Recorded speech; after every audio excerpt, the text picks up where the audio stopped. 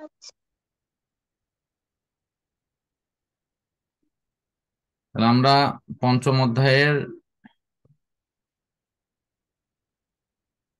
তোমার সেদিন কি আয়নিক বন্ধন হয়েছিল? হওয়ার তো কথা। হ্যাঁ হ্যাঁ আয়নিক বন্ধন হয়েছে। হ্যাঁ।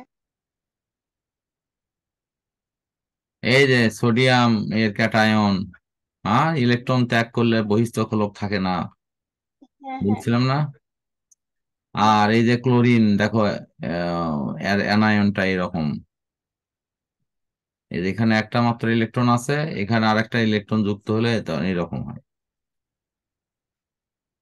এরকম। মানে একটা থেকে ওটা হ্যাঁ হ্যাঁ, ভাগ করে নিচ্ছে। আয়নিক বন্ধন, তড়িৎদ্যুতি বন্ধন। তো এখানে এটা হয়ে গেছে। হ্যাঁ, এটা হয়ে গেছে। বিসমিল্লাহির রহমানির রহিম। আমরা আজকে মাধ্যমিক শ্রেণীর রসায়ন বিজ্ঞান অংশে আমরা রাসায়নিক বন্ধন এই অধ্যায়টির উপর আমরা বেসিক আলোচনা করব। পূর্বের ক্লাসের ধারাবাহিকতা এখন আজকে আমাদের মূল পঠিত বিষয় হবে সমযোজী বন্ধন। তার পূর্বে আমরা অ্যাট এ গ্লান্স একটু জেনে নেওয়ার চেষ্টা করি আসলে আমরা এর আগে কি পড়েছি। ফার্স্ট পড়েছি যোজন ইলেকট্রন। এটা হলো সর্বশেষ কক্ষপথে যতটি ইলেকট্রন থাকে সেটাই তার যোজ্যতা ইলেকট্রন। আর একটি মৌল যতটি ইলেকট্রন গ্রহণ করে অথবা বর্জন করে অথবা শেয়ার করে সেই সংখ্যাটা হলো তার যোজনী। তারপর আমরা পড়েছি হলো অষ্টক ও দুইয়ের নিয়ম। প্রত্যেকটা মৌল তারা যুক্ত হওয়ার সময় তারা এমন ভাবে বন্ধন তৈরি করে যে তাদের সর্বশেষ কক্ষপথে 8টি করে ইলেকট্রন অবস্থান করে। এই 8টা করে ইলেকট্রন অবস্থান করার ফলে তারা এক ধরনের সুস্থিত অবস্থান লাভ করে। কিন্তু এই এই নিয়মকে বলা হয় অষ্টকের নিয়ম। এই অষ্টকের নিয়মের ক্ষেত্রেও বিশেষ কিছু জায়গায় ব্যতিক্রম পরিলক্ষিত হয়, যেমন ফসফরাস পেন্টাক্লোরাইড অথবা ফসফরাস ট্রাইক্লোরাইড, এগুলোর ক্ষেত্রে সর্বশেষ কক্ষপথে ইলেকট্রন সংখ্যা কখনো 8টার বেশি হয় অথবা 8টার কম হয়।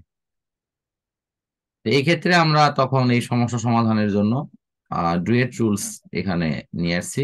সেটার মূল কথা ছিল এরকম যে সর্বশেষ কক্ষপথে ইলেকট্রন গুলো জোড়ায় জোড়ায় থাকবে। এরপর আমরা পড়েছি হলো নিষ্ক্রিয় মৌলগুলো কেন নিষ্ক্রিয় এবং রাসায়নিক বিক্রিয়ায় মৌলগুলো অংশগ্রহণ করার কারণ। আমরা এই দুটি প্রশ্নের উত্তর এরকম হবে যে নিষ্ক্রিয় মৌল সর্বশেষ কক্ষপথে হিলিয়াম ছাড়া বাকি সবারই 8টা করে ইলেকট্রন থাকায় তারা সুস্থিত বন্ধন লাভ করে। এর ফলে তারা ইলেকট্রন কাউকে দেয় না, কারোর সাথে যুক্ত হয় না, কারোর সাথে শেয়ারও করে না। এর ফলে এরা স্থিতিশীল।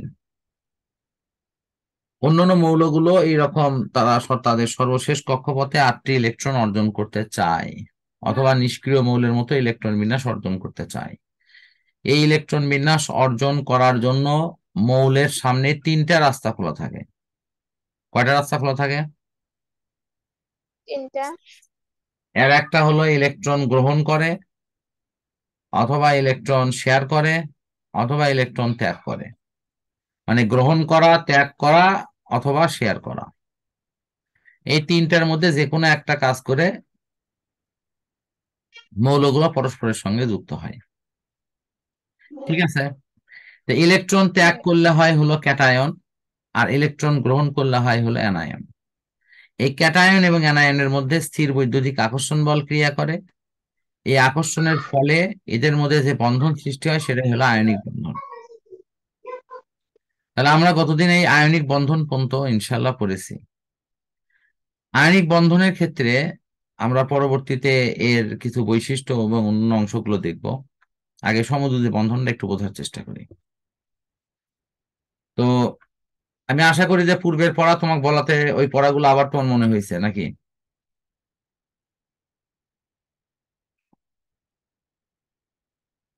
আমি যে আগের পড়াটা বলে দিলাম, এটা কি তোমার সুবিধা হলো নাকি? স্যার জি। এখন দেখো, এই সমযোজী বন্ধনটা কি। দেখো, যে কোনো সমস্যায় মানুষ পড়লে সবাই কিন্তু পাশে থেকে পরামর্শ দেয় যে তোমরা দ্বন্দ্ব, ঝগড়া, ফেসাদ এগুলোতে যেও না, সমঝোতা করো, আলোচনা করো, অবশ্যই কোনো না কোনো একটা রাস্তা ইনশাল্লাহ বের হবে। কি বলা হয় না, এটা বলো তো। হ্যাঁ। তো এই সমঝোতার মাধ্যমে যদি কোনো রিলেশন তৈরি হয় মৌলগুলোর মধ্যে, সেটার নাম হলো সমযোজী বন্ধন। সাধারণত দুইটি অধাতুর পরমাণুর মধ্যে সমযোজী বন্ধন হয়। কথাটা আবার রিপিট বলতেছি, সাধারণত দুইটি অধাতব পরমাণুর মধ্যে সমযোজী বন্ধন হয়ে থাকে।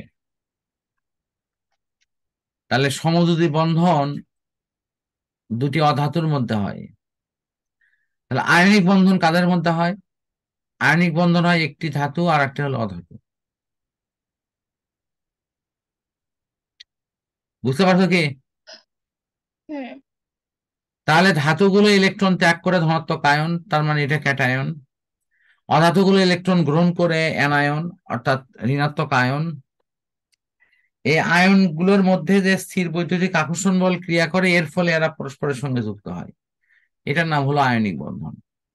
তাহলে সমযোজী বন্ধনের ক্ষেত্রে দুটি অধাতব পরমাণুর মধ্যে কি হয়, যে এরা পরস্পরের সঙ্গে যুক্ত হয় এবং এদের ক্ষেত্রে তোমার ইলেকট্রন শেয়ার হয়। তো শেয়ার করার ব্যাপারটা কি আসলে, এটা একটু মনে হয় বুঝাই দিলে তোমার জন্য ভালো হবে। শেয়ারের বাংলা হলো ভাগাভাগি করা। মনে করো তোমার পরিচিত দুইজন ফ্রেন্ড, তারা ব্যবসা শুরু করবে। একজনের আছে হলো 3 লক্ষ টাকা, আর একজনের আছে 2 লক্ষ টাকা। তো তারা দুইজনই এইটুকু চুক্তি করলো যে আমি 3 লাখ ও তুমি 2 লাখ দাও। সেখানে একটা যৌথ অ্যাকাউন্ট খুলে আমরা ওই 5 লাখ টাকাতে ব্যবসা করব। লাভ লস যা হবে সেটা আমরা ওই আমাদের মূলধন অনুসারে ভাগ করে নেব। অর্থাৎ একজন নেবে 3 ভাগ আর একজন নেবে 2 ভাগ। কি বুঝতে পারছো কি? হ্যাঁ। তাহলে গল্পটা যদি এরকম হয়, তাহলে এই যে মূলধনটা দুইজন মিলেই শেয়ার করছে, দুইজন মিলেই ভাগাভাগি করছেন, এটার নামই হলো শেয়ার করা। কথা বুঝতে পারছো কি? হ্যাঁ।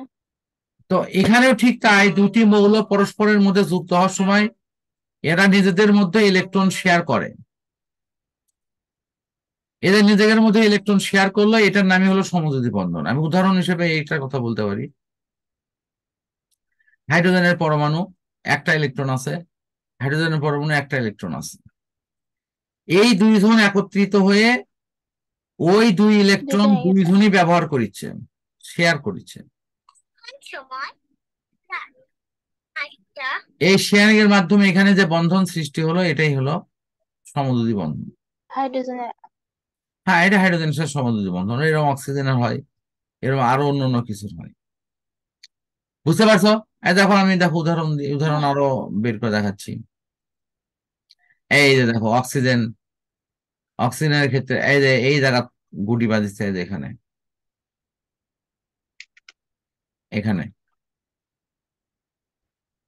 কি কথা বুঝতে পারছো? হ্যাঁ। এখানে দেখো, দুটো করে ইলেকট্রন শেয়ার করছে, কোনো জায়গাতে একটা করে শেয়ার করছে। এইভাবে ইলেকট্রন শেয়ার করবে, বন্ধনে অংশগ্রহণ করবে।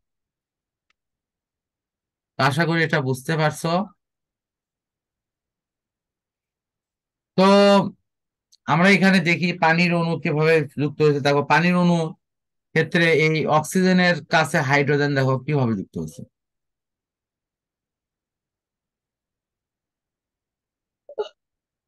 এই যে দেখো, এরা যুক্ত হয়েছে, এটা যুক্ত হয়েছে। কি এখন বুঝতে পারছো? হ্যাঁ। এ সমস্যা তো আর নাই যে আমি বুঝিনি স্যার। না। আচ্ছা, ফাইন।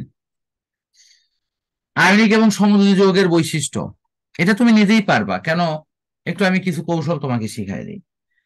তুমি নিজে বলো তো, আয়নিক যৌগ পরস্পরের প্রতি আকর্ষণের মাধ্যমে তৈরি হয়।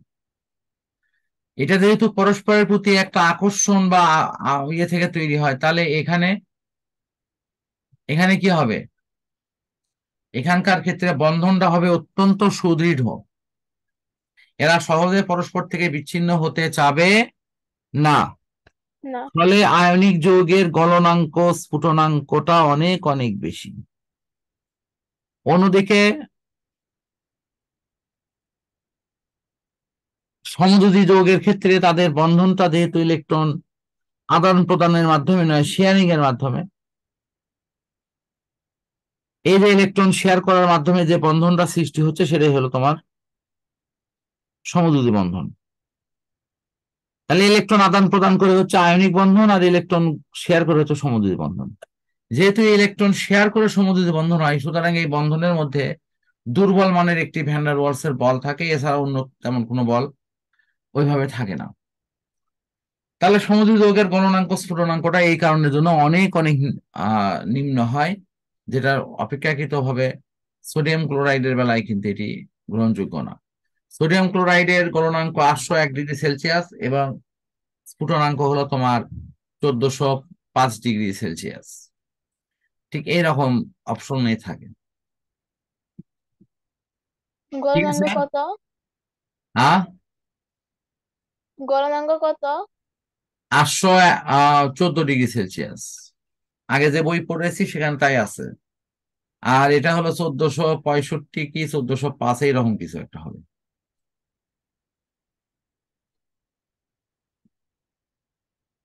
এখন দেখো দ্রবণীয়তা। মানে আয়নিক যৌগ পানিতে দ্রবীভূত হয়, দ্রবীভূত হলে কি হয়, একটা অংশ হয় প্লাস আর একটা অংশ হয় মাইনাস। মাইনাস। বুঝতে পারছো কি? এই যে দেখো, হুম। পানির মধ্যে এই যে হাইড্রোজেন,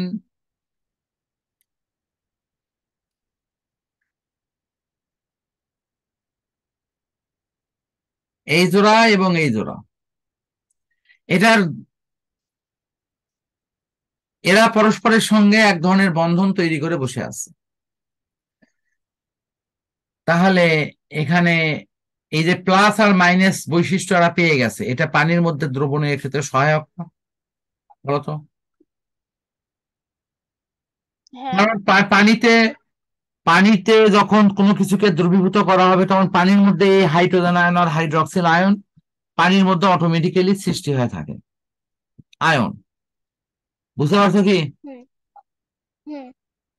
তাহলে এই পানির মধ্যে যেহেতু প্লাস মাইনাস আয়ন আকারে থাকে, এরা পরস্পরের সঙ্গে যুক্ত হওয়ার সময় বা এ অন্য কারোর সাথে বিক্রিয়া করার সময় কিন্তু এরকম হাইড্রোজেন আয়ন আর হাইড্রক্সিল আয়ন আকারে বিক্রিয়া অংশগ্রহণ করে। আচ্ছা, এটা মনে হয় আমাদের কাছে ক্লিয়ার।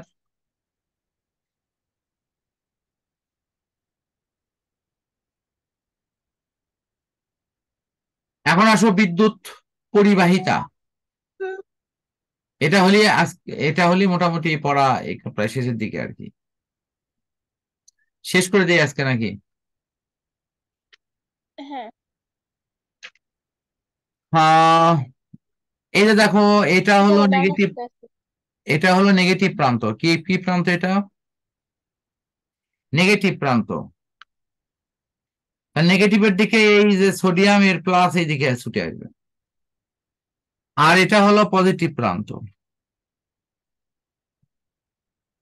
এই পজিটিভের দিকে কারা যাবে? মাইনাস গুলো যাবে। কারণ মাইনাস যদি পজিটিভের দেখা পায়, সে ইলেকট্রন ত্যাগ করে শান্তি পাবে। আর এই প্লাস গুলো যদি ইলেকট্রনে দেখা পায়, তাহলে সে গ্রহণ করে শান্তি পাবে। ক্লিয়ার কি? হ্যাঁ। আচ্ছা, আমি তাহলে একটু খুব সংক্ষেপে বলি। এই ব্যাটারির মধ্য থেকে কিন্তু এই এই পাশে প্লাস, এই পাশে কি মাইনাস। প্লাস। একই একই, ওই তো একই তার। আর এর দিকে হলো সব মাইনাস। তাহলে এই যে সোডিয়াম ক্লোরাইড দাও, এই যে পানি দাও, সব কিছু কিন্তু যাবে হলে এর কাছে। সোডিয়ামের। ক্লিয়ার কি? তাহলে আমি হ্যাঁ। ধাতব বন্ধনের ক্ষেত্রে মূল জিনিসটা কি বলতো?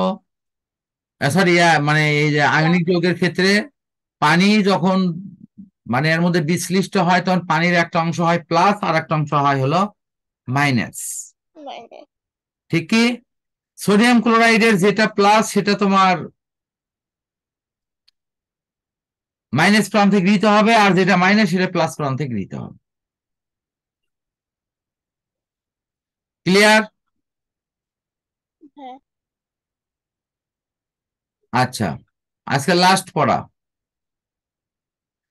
ধাতব বন্ধন। ধাতুর পরমাণু সমূহ পরস্পরের সঙ্গে যে বন্ধনে আবদ্ধ থাকে তাকে বলা হয় ধাতব বন্ধন। অর্থাৎ ধাতুর পরমাণুগুলোর মধ্যে এক ধরনের আকর্ষণ থাকে। আমি একটু ছবি এঁকে দেখাই তোমাকে বোর্ডে, তাহলে ভালো বুঝতে পারবে। এই যে যেমন ধরো এটা একটা ইলেকট্রন ফ্লো।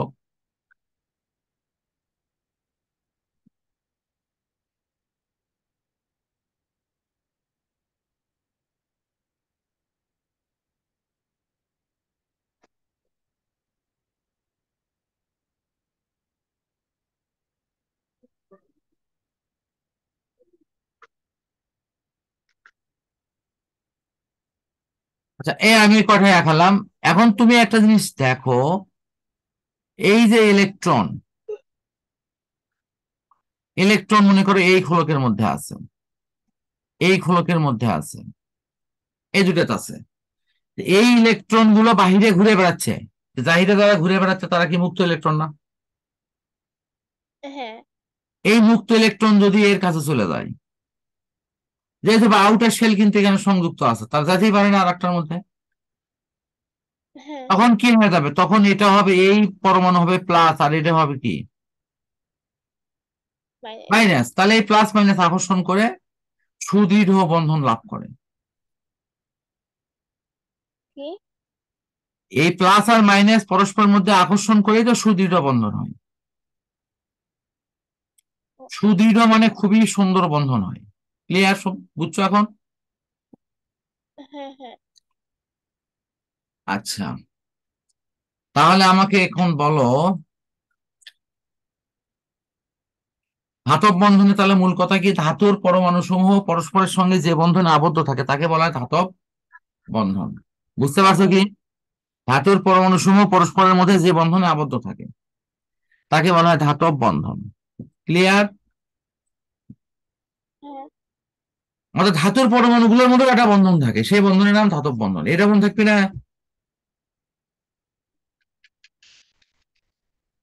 কি বললেন? ধাতুর পরমাণুগুলোর মধ্যেও এক প্রকার বন্ধন থাকে, এই বন্ধনকে বলা হয় ধাতব বন্ধন। হ্যাঁ। পারবে না? তাহলে এই যে হ্যাঁ। মুক্ত ইলেকট্রন দ্বারা ঘুরে বেড়াচ্ছে তারা কি বিদ্যুৎ পরিবহনের জন্য দায়ী না? এই মুক্ত ইলেকট্রন আছে বলে এরা বিদ্যুৎ পরিবহন করে। ক্লিয়ার? হুম। এই পর্যন্তই, আর নাই, এখানে এই অধ্যায় পড়া শেষ। এই পর্যন্তই, মানে সিলেবাসে দেওয়া হ্যাঁ হ্যাঁ, আজকের পর আমরা টপিক এখানেই এই শেষ পর্যন্ত। করছি।